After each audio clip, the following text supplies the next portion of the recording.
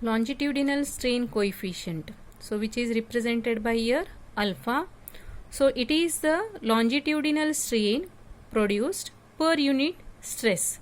So already we have learnt that what is the longitudinal strain and what is the longitudinal here stress. So now see, the longitudinal strain produced per unit stress is called as longitudinal strain coefficient. So that's why longitudinal strain is equal to here delta L by L. Next, alpha is equal to longitudinal strain by stress. So that is represented as delta L by L. So that divided by here T. T is considered as here stress. So that is nothing but delta L divided by LT.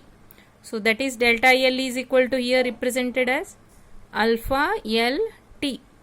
Next, see, you have to learn what is the lateral strain coefficient. Before that, you have to learn what is the lateral strain. So lateral strain is considered as change in the diameter divided by original diameter. So that is equal to delta D divided by D, capital D.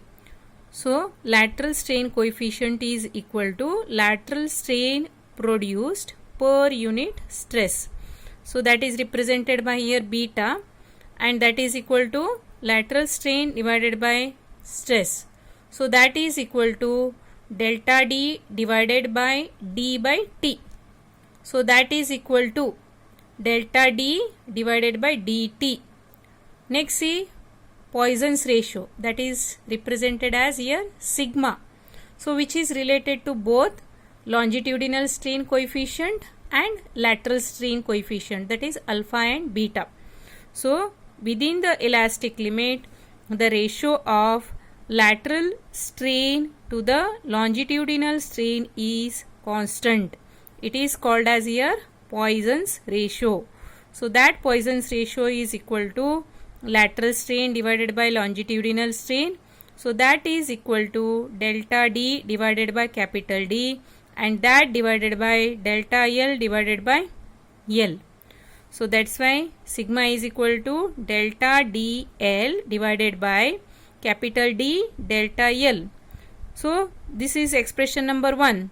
So this we have equated to sigma is equal to beta divided by alpha. That's why you are finding here what is beta divided by alpha. So beta divided by alpha is equal to delta D divided by dt, and that divided by delta L divided by LT. So that is equal to delta D LT divided by delta L dt. dt tt cancels here. So comparing equation 1 and 2, you are getting here sigma is equal to beta divided by alpha. That's why see here the relation between sigma and beta and alpha, that is equal to here sigma is equal to beta divided by alpha. Similarly, some more expressions are related here, that is y is equal to 1 by alpha. Similarly, k is equal to 1 divided by 3 into alpha minus 2 beta. Similarly, next n is equal to 1 divided by 2 into alpha plus beta.